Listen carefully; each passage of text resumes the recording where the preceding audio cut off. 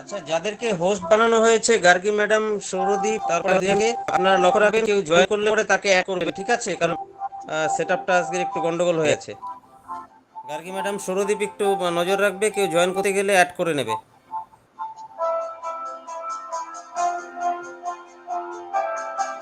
Okay.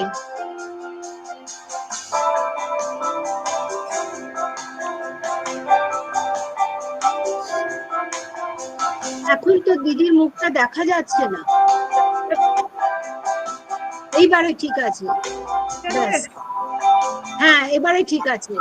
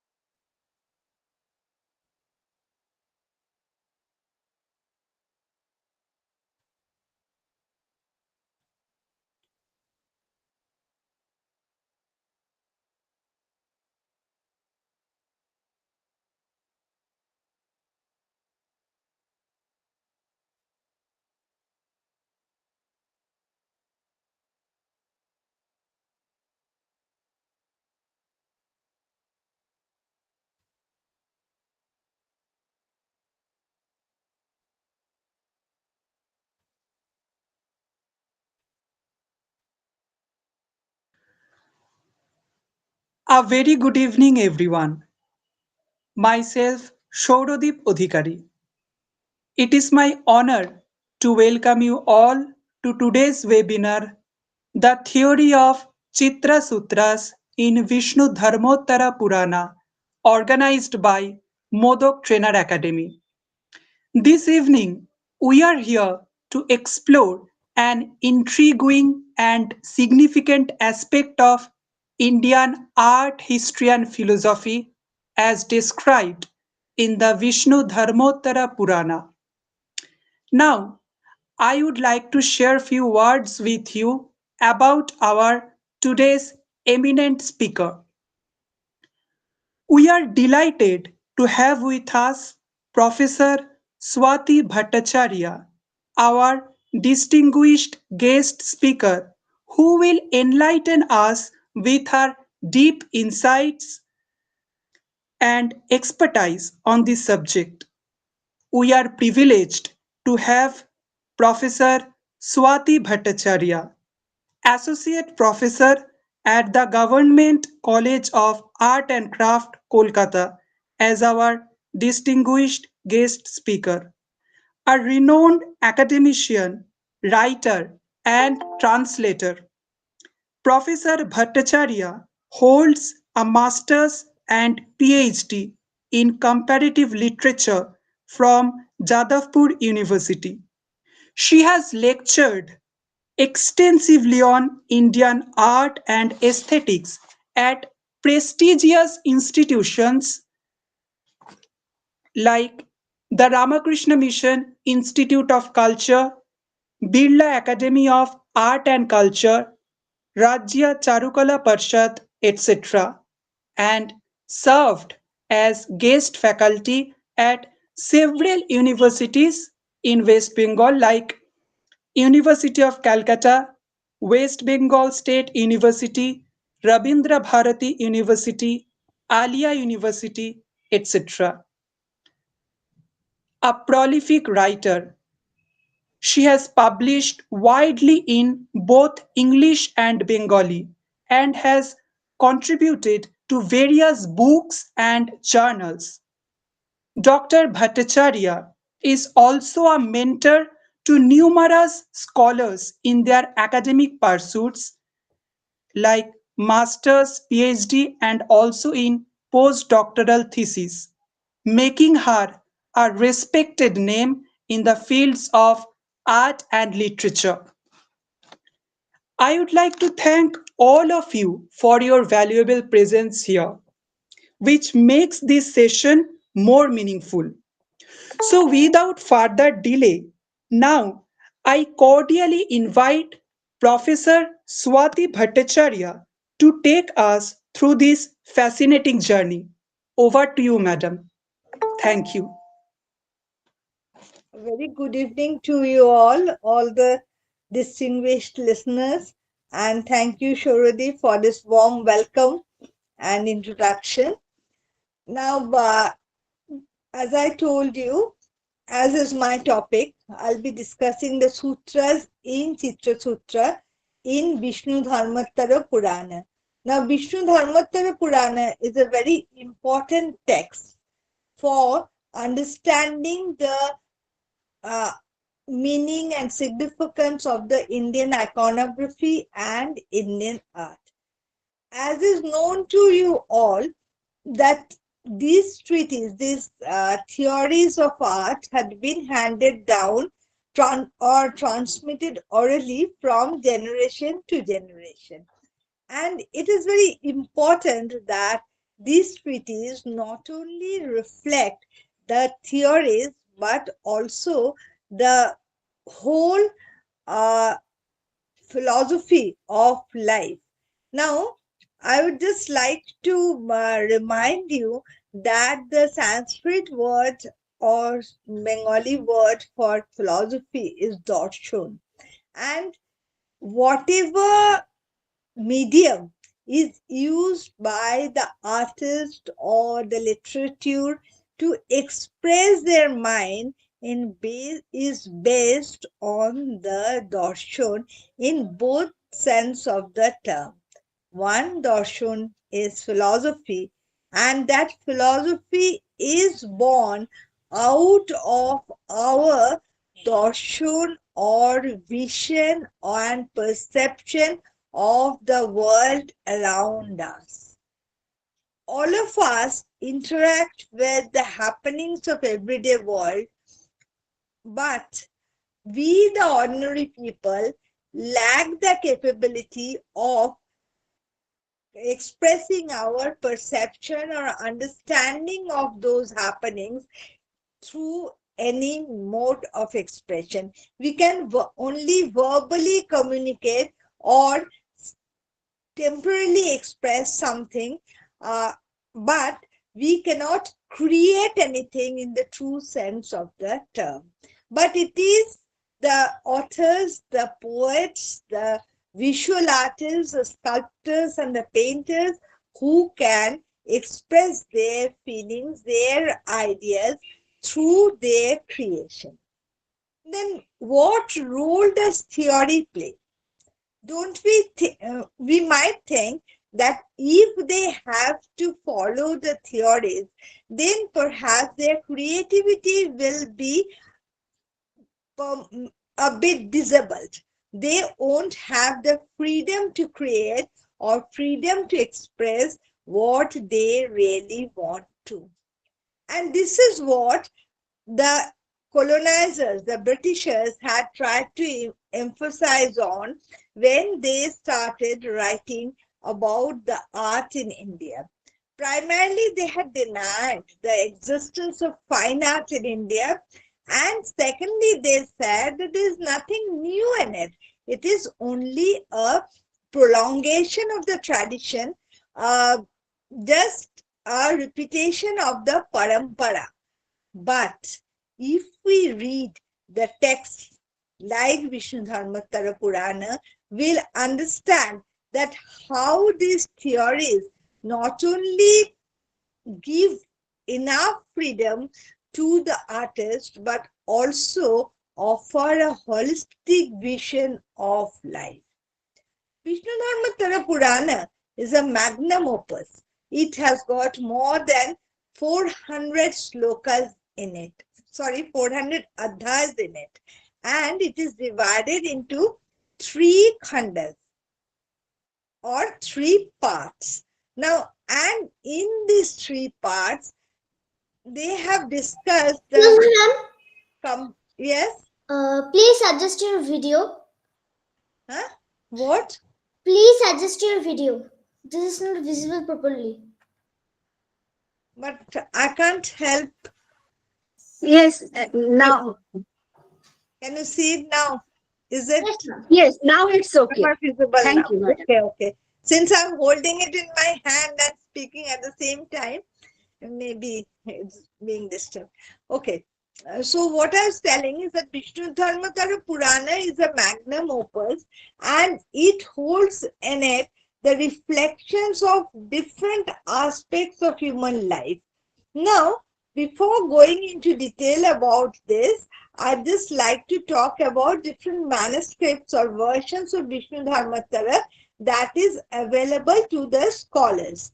Now, the first or the oldest Vishnudharmottara Purana manuscript was purchased by G. Buller from Kashmir and this manuscript can be dated, or he dated it sometime in the 16th century. That is as a manuscript, and it is written on the birch bark, and it is written in Sarada scripts. Now, why he dated it in the middle of the 16th century? Because according to Buller, the writing of manuscripts on birch bark had stopped sometime during the middle of the 16th century. That is when Emperor Akbar was ruling India. After that, whatever manuscript has been found from Kashmir, they are all written in paper. It is very interesting to note that some of the manuscripts, 2 of the manuscripts to be precise, have been found from Nepal and Bangladesh. One copy of that manuscript is kept in Dhaka, and that was written in Bengali. And the manuscript that has been found from Nepal, that is written in Newari. The other 2 or 3 versions of the manuscripts are written in Devanagari scripts. Now, this is important. This information is important because there are lots of variations between different versions of these manuscripts. So, all the slokas are not similar, and these manuscripts are not the copies of each other. So there are lots of similarity. We can say that 80% of the slokas are the same, but there are lots of differences, and scholars are still working on this. The first translation of this was done by English translation was done by the famous art historian Stella Cambridge in 1824, and it immediately drew the attention of the scholars of the time, and a second edition was published in 1828. Now, why was this sudden popularity? Because, sorry, it was not 1828, 1928 and 1924. I'm extremely sorry for messing up the dates. Now, why did it draw this immediate attention is because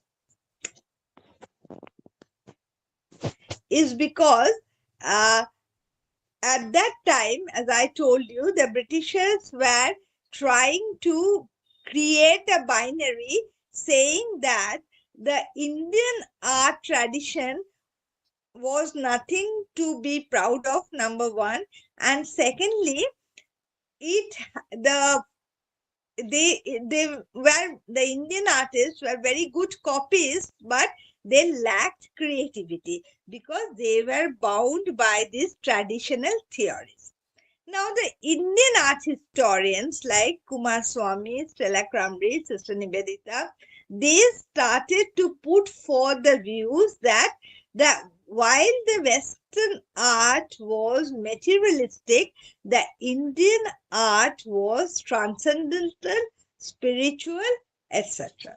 Now, that of course kindled the imagination of the Orientalist art historians, and they also played in the same tune without going or delving deeper into the real meaning of these slokas. Now, it is said that we can interpret something as we really like to.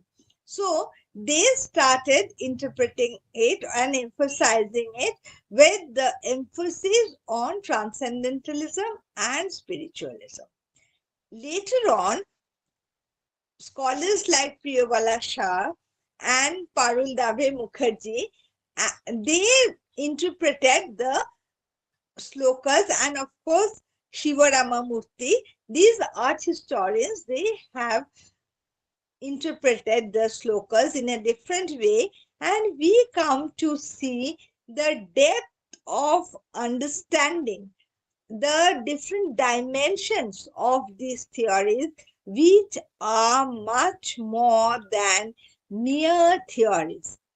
And this is what I would like you to understand before I go over to Chitrasutra.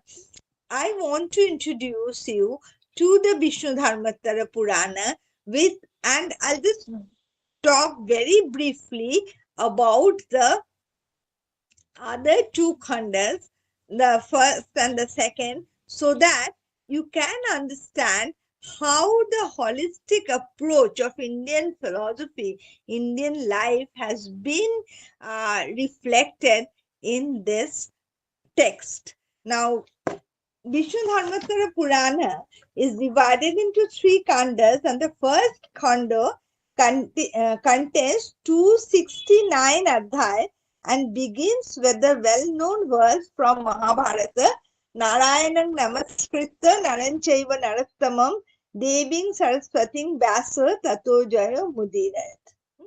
So, this reference to Mahabharata, and later on we get a reference to Ramayana, and then they would say that in the Satya, Treta and Dwapar Yuga, the human beings were so cultivated and so spiritually enlightened that they could have visions of the gods. But in the Kali Yuga, it is not so, and this is why the people, the artists, have to create the images of the gods and goddesses, and here we get details about how to make the gods and goddesses. But before going to that, that is all the subject matter of the third khanda where Chitrasutra is there. Now, before that, would like to talk to you about the first khanda that describes the creation of the world and gives a typical Puranic accounts of geography, astronomy, chronography, and genealogies of kings and sages and legends regarding them. And it also has a long legend containing the love life of Urvashi and Pururava. Now, I just request you to remember this, because Urvashi has got something to do with our Chitrasutra, but I'll come to that later. It contains, the first khando contains rules about different rituals and sutras to various deities. Now, this is followed by description of Ayodhya and the story of Rama. So, we started with a reference to Mahabharata, and the first kanda ends with a reference to Ramayana. This is also very important, because how the Kala, the concept of Kala, is united in the very first kanda can be understood from this. Now, the second khanda is composed of 183 adhyay. It is said to have been revealed by the Varuna Pushkara to Parasurama. Now, it mainly contains the treatise on dharma and rajaniti or politics, the rules and regulations regarding the 4 ashramas are given here in full detail. The section on astronomy, interestingly enough, is in prose. So, while the rest of the Purana is written in verse, these chapters on astronomy are in prose, and it bears a separate title. And then there's a preamble, special preamble to it, and it says that it was originally communicated by Brahma to Bhrigu Muni, and later on it was handed down by Varuna Pushkara to Parasurama, and then comes in a third khanda, whatever discussion is there, that is between sage Markandeya and King Vajra. So, I hope all of you have been able to relate what I told you in the beginning, that how the knowledge has been transmitted from generation to generation, orally, through discussions and through by the means of questions and answers. So, we come to the third khanda, and this third khanda doesn't have as many adhyaya. It has got much lesser, around 84, and it contains short treatises on Sanskrit and Prakrit grammar, the lexicology, meters, poetics, dance, song, instrumental music, and then, of course, painting and sculpture. So, now we come to what I had been telling about the holistic vision. It starts with a story. The third khanda starts with the story where King Vajra has come to sage Markandeya, and he is asking how someone can lead a happy life. And sage Markandeya is telling that if someone builds temple, as I told you, that in the other kandas it is written that in the previous ages gods were visible, but in the Kali Yuga there is no such direct communication between the human beings and the gods. So they should build temples and place the deities in the temples. Then Vajra asks, then how can someone create an image? So he is informed that if someone creates a perfect image, then he will be blessed with happiness and wealth, dharma, artha, kama, and moksha. But if the image is not made according to the direction, then he would meet with lots of suffering and chaos. So there are rules for making the images, and there are rules for making the erecting the temple where the deity will be placed. So in the next Adhyaya, Vajra asks how to create a good image.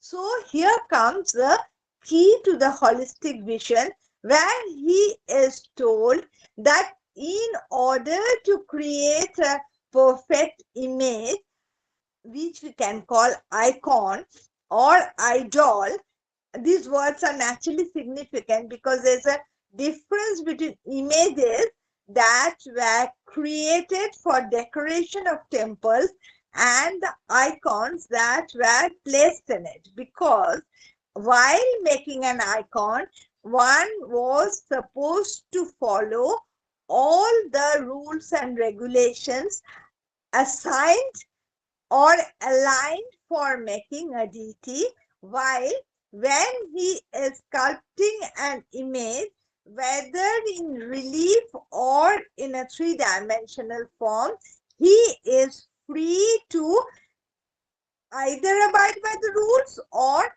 not abiding by the rules. So he can have his freedom as an artist. Why?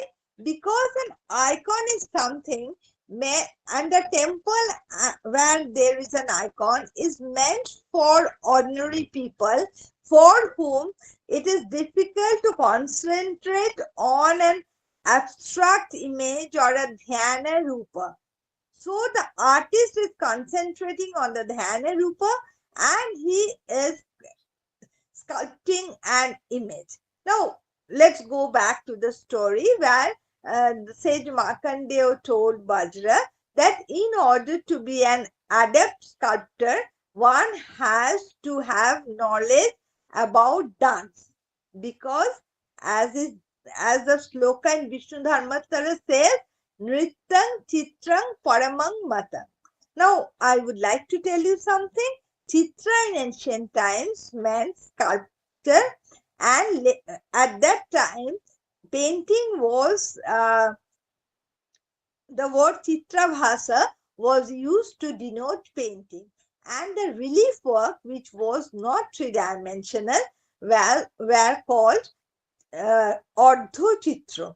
Now, Chitrabhasa, Chitra is something that is created by picking up things.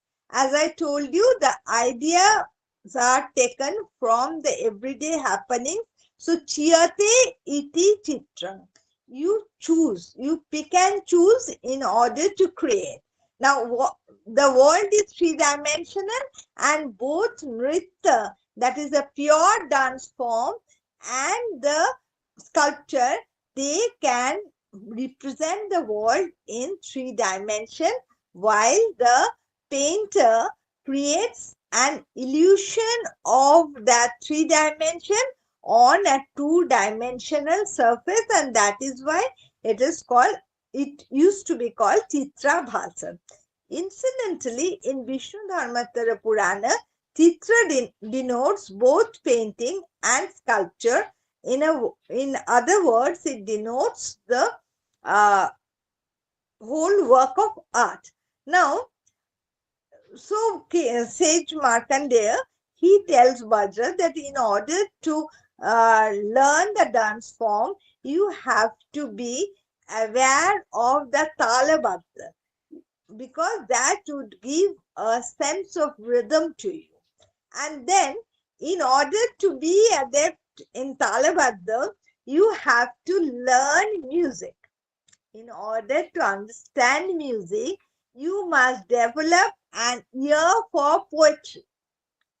And you see how everything is connected. And in the third Adhyaya, the sage goes on to talk about different metrics and how to write a good poetry and how poetry is different from prose. And thus we reach almost in the 20th Adhyaya, where he starts talking about dance.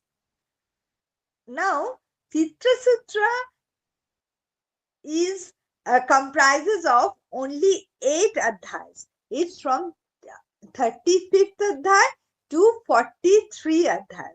But interestingly, in it is held every aspect of painting, sculpture, and architecture.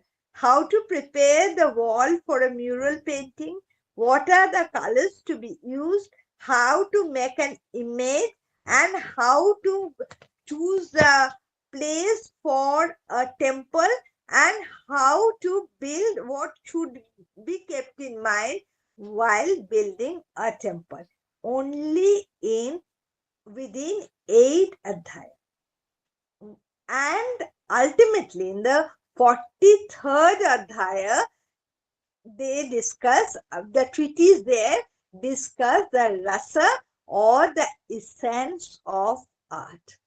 It is very interesting that not only in the 43rd adhyaya, but while discussing poetry, while discussing dance, and while discussing music, all these features of rasa has been discussed in quite a detailed manner, because they believed that rasa is the major aspect of any creation.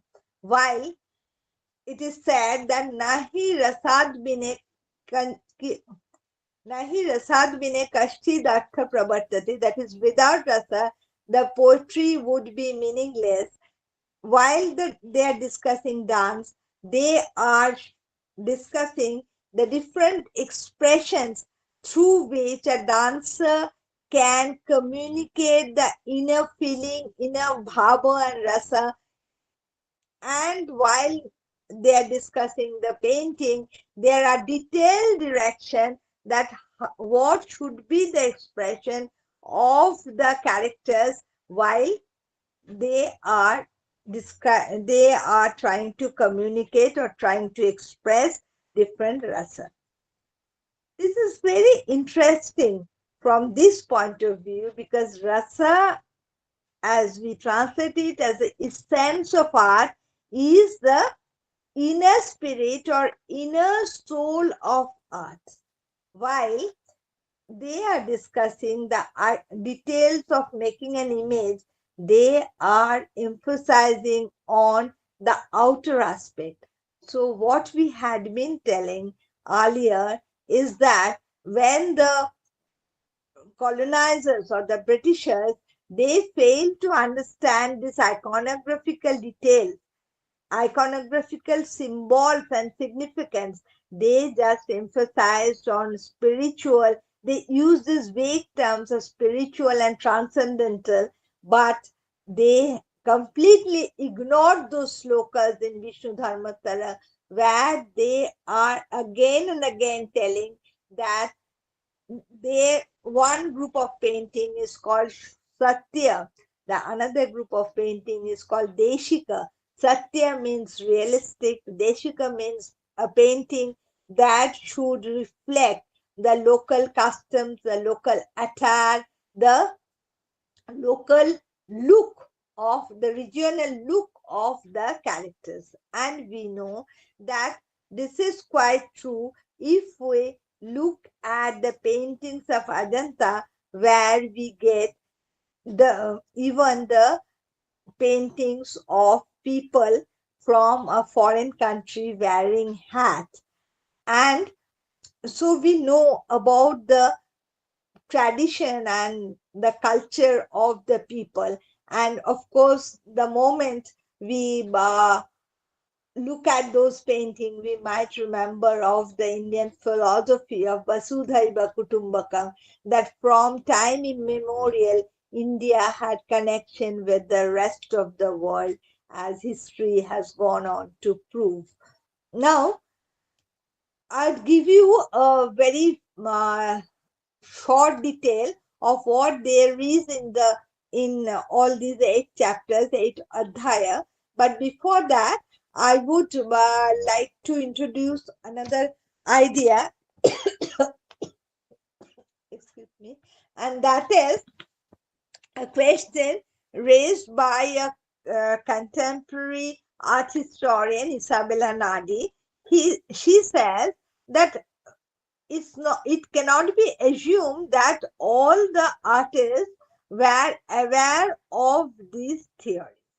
But if we believe in the theory of knowledge being transmitted from generation to generation, and that too orally, we can understand that this was like the grammar of painting. And as we all know the grammar, but when we talk or when we make a sentence, we unconsciously follow the grammar and we don't need to be conscious about the grammar. It's there at the back of our mind. Same thing happened in the case of the artist in ancient India. Now that brings us to the question that how old is the original text? I told you about the manuscript, but how old is the original text? Unfortunately, the scholars from Silakrambrish to Parul Dave Mukherjee, the latest scholar, or even Isabella Nardi, they couldn't come to a consensus about the date of this Purana. Now, Priyabala Shah says that this is exactly not a Purana because in the list of the Puranas and Upapuranas, we don't get the name of Vishnudharmottara Purana. But some internal evidence, but following some of the internal evidences, I'm not going into detail, but she has discussed in detail that you can get the text in you can get the PDF of the text in archive.org, and there you can see the discussion if you feel interested enough. So she says that Priyabala Shah says that there are some internal evidences that goes on to prove that this text couldn't be written before 300 AD, that is 4th century AD, because there are some intertextual references from the earlier Shilpa text and also from Natya Shastra, especially the concept of rasa, as we can tell, that has been taken from those earlier texts.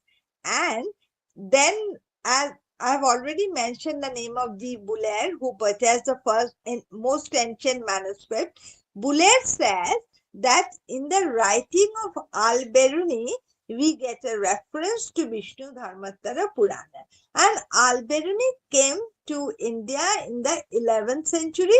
So it had to be written by the 10th century.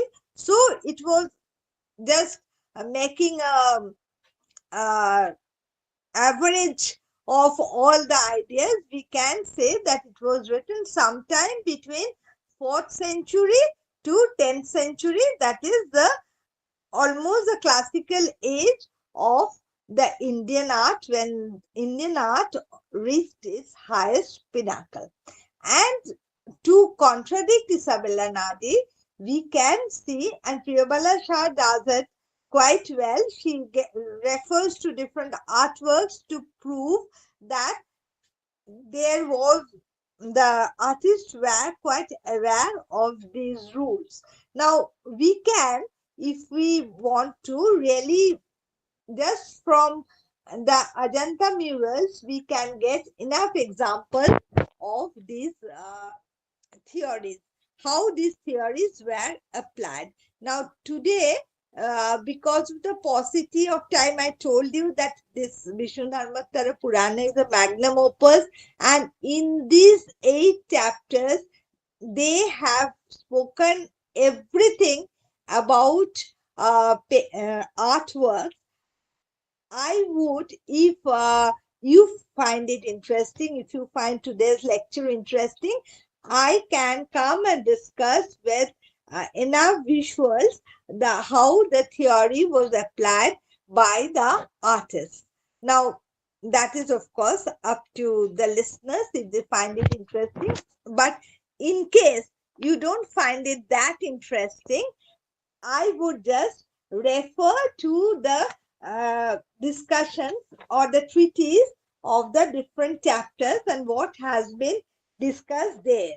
Now, the first chapter, the first part, we get a story. I told you that the love story of Pururuba and Urvashi is important because Urvashi plays a very important role. Now, there were two sages called Naru and Narayana, and they were deep in meditation. And as is common with the Devaraj, Indra, he wanted to distract them. So he sent beautiful damsels to distract them. So the sage Narayana, with a mango leaf, drew an image of a beautiful girl on his image. Now there is a variation of the story where Narayana is no sage but Narayana the god. But here, because the image, the beautiful damsel was painted on the Uru, she was called Urvashi, and all the beautiful damsels who had been sent by Indra to distract the sages, they felt very ashamed and they all went away. So Urvashi image can be considered to be the first painting in the world. And then Vishwakarma was taught the art of painting, and that is why Vishwakarma is considered to be the guru of all the artists, as we all know. Now then comes the description of the 5 ideal of men. And what were they? They are called Hamsa, Bhadra. This is in the 35th chapter. And after the creation myth, in the 36th chapter, they discusses these 5 kinds of men: Hamsa, Bhadra, Malavya, Ruchaka, Shashaka. Now, I find it quite interesting that they are named in this manner because, as we know, Hangsha is the knowledgeable one, and because Hamsa Paramhamsa, as we know, that Hamsa is the knowledgeable one, and these are the tallest among the men, and their measurement is 108 angula. Now, this is another unit of measurement because 1 angul is a part of the tala, which are the broader unit of the sculpture. Now, Hamsa is 108, then Bhadra is 106. Like this, 2 units are lessened in each case. And the last is Shashaka, and that is also very interesting because Shashaka are the common animal who are furtive but complicated. Now, these I find has got lots of similarity with ordinary people. So, if Hamsa is the most knowledgeable one, Shashaka are the ordinary people. As I told you that there is an emphasis on the outer aspect as well as the inner dimension of the figures or the characters. So here, as I had pointed out, the darshana or observation and perception of the characters apparently played a very important part in categorizing the human beings into 5 parts. So these were the ideals, and all the characters or the images were built keeping this in mind. Then these are, of course, the canons of iconometry. And the next Adhyaya 37, it classifies the 5 types of eyes. Now, before going to that, I must say that there are directions for creating the woman, and it is said that when a woman is placed next to a man, whether he is her consort or not, the woman should be shortened by 1 hand.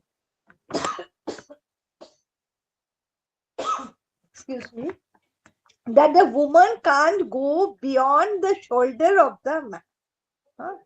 Now, but as I told you, there are freedom of the artist which has never been denied, that when a woman is depicted alone, then there is no such rule.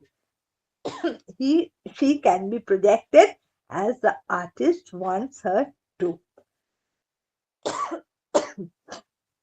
Excuse me. Then the next adhyaya, that is 37, which classifies the types of eyes, and the eyes can be as variant as the petals of a lotus, a blue lotus, petals of a red lotus. It can be like Mochodara, that is it's heavy underneath, and it's like the belly of a fish, and these eyes are very well depicted in the paintings of Ajanta. Especially, I would like to remind you of the painting in cave 1, where King Mahajanaka has announced that he is going to be an ascetic, he is going to leave his kingdom, and the reaction of the queens and their sakhis all have different expression in their eyes, but they all abide by the descriptions, the detailing that is given in Vishnudharmottara Purana. And the eyes can be arching like the bow, and the eyebrows, they should be like the neem leaves, and there are description of a urna that should be, or a tuft of hair that should be there to denote the gods and goddesses and the avatars. And we might remember that there is a urna in the image of Gautama Buddha. Now, chapter 38 deals exclusively with the norms of idol making, accompanied by the directions of the different ayudha and the significance of and the significant way that the idol's hands and feet will be placed. And there we get the stances, a detailing of the stances, which are the lira, pratalira, samabhanga, abhanga, etc.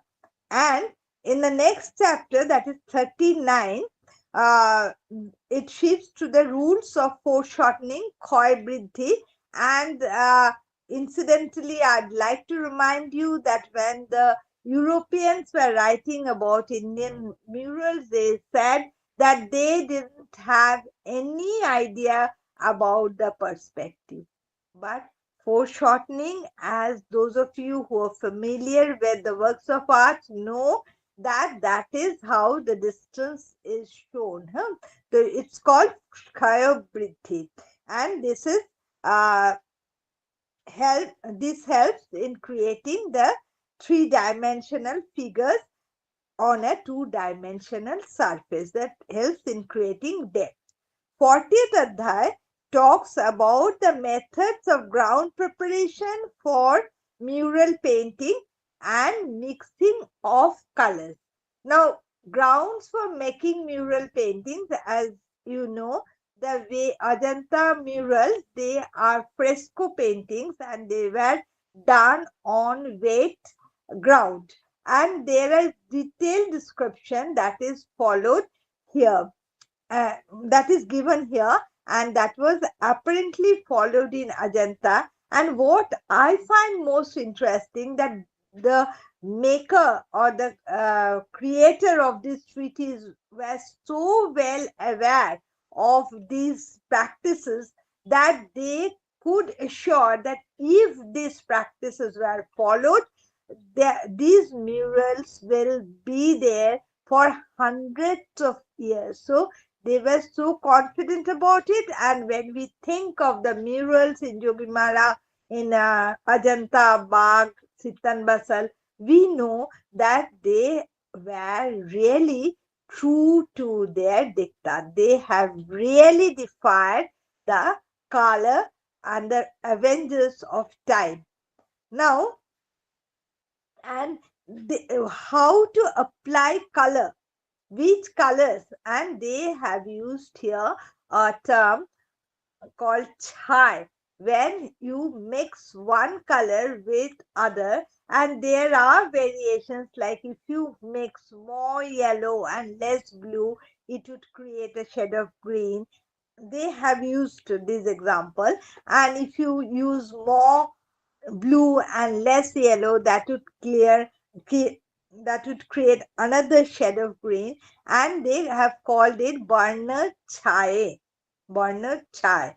And they have talked about how to draw the outline, and then how to fill in the outlines with different colors, and how they call it dik karma, and how to give the or enhance the painting by giving a outer line in brick red or black, soot black.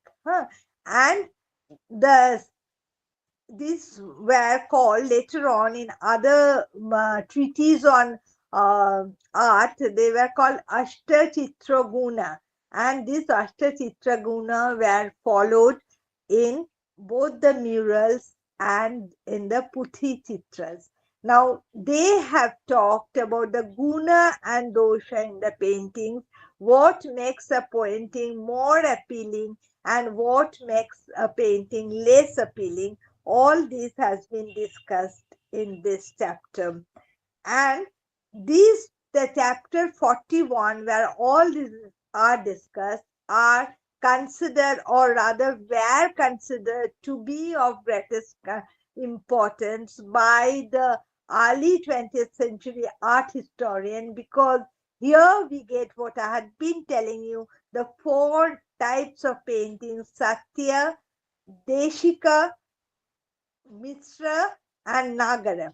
Now, Satya is realistic, where you get the description, their advice to when you are, when the artist is drawing a urban scenario, there should be houses that resembles the big cities, palaces, and forts. And when they're supposed to paint a village scene, they should make mud houses and more trees visible. And then there are detailed description how to indicate the season, how to indicate the sky at night, how to indicate the water. All these details are given there, and still they would say that the Indian artists were not concerned about the outer appearance. Everything is given in detail, but they have emphasized on the bhava or inner feeling, that a mud house should have the essence of a mud house.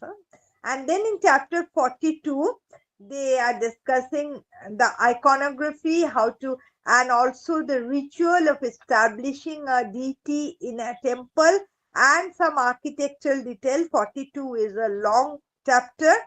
And in chapter 43, they discuss the rasa in painting. So we can see how they are directing the artist on a journey from the outer world to the inner sense of art, and they are telling that the rasa is really what makes a painting or a sculpture vibrant. And among all the rasas, the karuna rasa is of the greatest importance. This is the most strongest of the rasa, and they're advising that only the since in the last lecture Bijadi has discussed the rasa in detail, I'm just touching on it, that Sringara, Hasya, These are the paintings and sculptures dealing with this can only be placed in the household, ordinary household, while those dealing with Veera Rasa, Raudra Rasa are fit for palaces. Of course, they say that Shanta Rasa is really the most coveted rasa, because unless you are at peace with yourself, like the monks and the sages who have undertaken another journey, a higher spiritual journey away from this material world, one cannot achieve the Shanta Rasa. So, in order to express Shanta Rasa properly in a painting or a sculpture, the artist should be able to look at the world objectively. He should be able to stand apart from the material happiness and sorrows. Only then he can achieve the Shanta Rasa. And all these rasa arise from certain bhava. They gave a detailed description of the bhavas also, and each have a presiding deity and a definite color to denote them. And this portion ends with the greatest compliment to the painters when they say that as Himalaya is among the mountains, as Garuda is among the birds, so is the Chitrakara among the world of men, because it is they and only they who can distinguish between someone sleeping, someone unconscious, and someone dead without making any sound. And they can create the illusion of a flying flag, a burning cinder, and a moving wave through their painting. And this is why they are the best among the people, among the human beings. Thank you so much for sharing my views.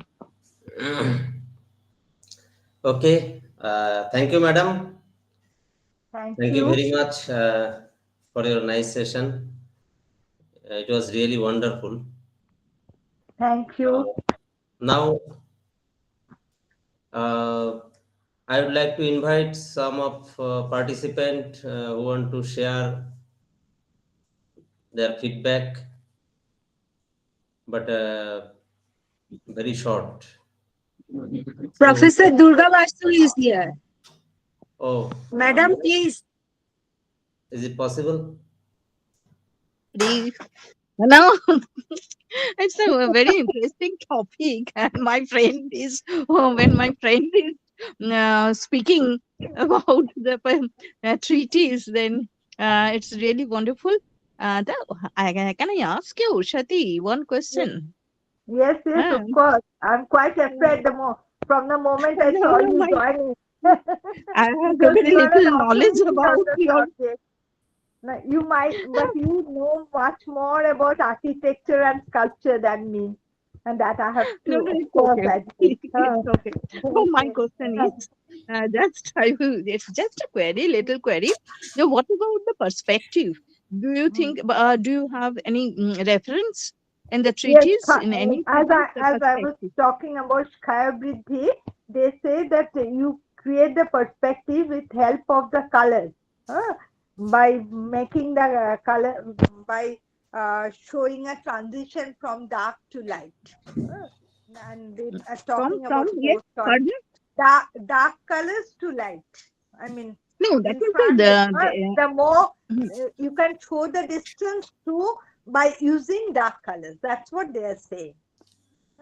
When you are making a landscape, maybe that they are not very specific about it, but they're saying that, and they are again and again emphasizing on the realism of the scene. So they're saying that if you want to show the depth, you can use the color so that you can create a depth. And actually, that is what we do to show the depth. Isn't that so? The Okay. Now, perspective is shown yeah. by using doing light this. colors Yeah. among the dark ones. Yeah. Now, what That's about what, there's not Ajanta? much detailing about perspective, but the term that they use here is chirography. But in other texts, there are more details about it, like Nagnajit's Chitra Lakshmana. Even in Brihat Samhita, you get a bit more detail about it. You know, what about Ajanta's perspective? It is quite different from the European perspective. So, how could we explain?